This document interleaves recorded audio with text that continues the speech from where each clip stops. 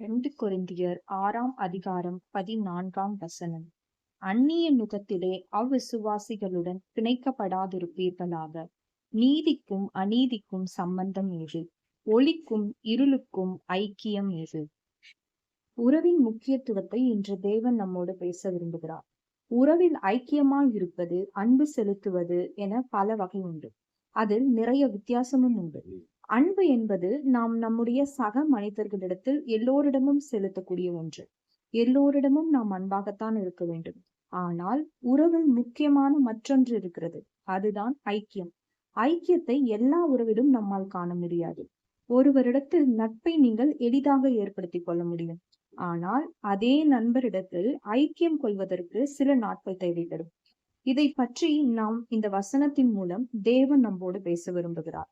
நட்பாக இருக்கக்கூடிய இருவருடைய இருதயமும் ஒரே சிந்தனையில் இருக்க வேண்டும். அப்பொழுதுதான் அங்கு ஐக்கியம் உண்டாகும். வசனம் தெளிவாக சொல்கிறது, இருளுக்கும் வெளிச்சத்திற்கும் சம்பந்தம் ஏது? நீதிக்கும் அநீதிக்கும் சம்பந்தம் ஏது என்று. ஒருவருடைய நண்பரை வைத்து இவர் எப்படிப்பட்டவர் என்பதை நம்மால் அறிந்து கொள்ள முடியும். ஒருவரோடு சரியான ஐக்கியம் இல்லாமல் அவர்களோடு நாம் நெடுநாள் பயணிக்க முடியாது. ஒருவரோடு இருக்கிற நட்பு உறவில் நமக்கு ஐக்கியம் இருக்கிறதா, அப்படி இருந்தால் அது சரியான ஐக்கியம்தானா என நிதானித்து அறிய வேண்டியது மிகவும் அவசியமானது. இருவருடைய சிந்தனையும் ஒரே திசையில் இருந்தால்தான், செயல்பட்டால்தான் அது நல்ல கனியையும் ஆசீர்வாதத்தையும் தரும். இல்லை என்றால் பிரச்சனைகளை நாம் சந்திக்க நேரிடும்.